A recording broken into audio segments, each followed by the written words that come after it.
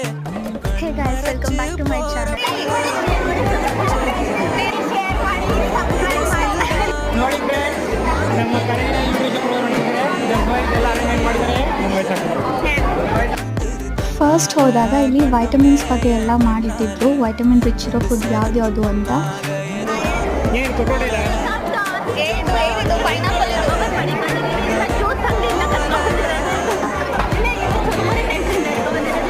ಚೆನ್ನಾಗಿ ಮಾಡ್ತಾ ಮಾಡಿ ವಿಡಿಯೋ ಮಾಡು.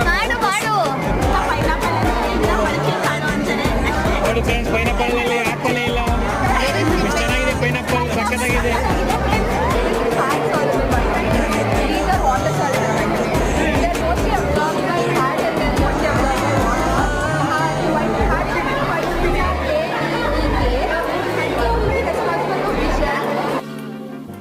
ನೆಕ್ಸ್ಟ್ ಬಂದ್ಬಿಟ್ಟು ನಮಗೆ ಅಂದರೆ ಹೃದಯದಲ್ಲಿ ಏನು ಆರೋಗ್ಯದ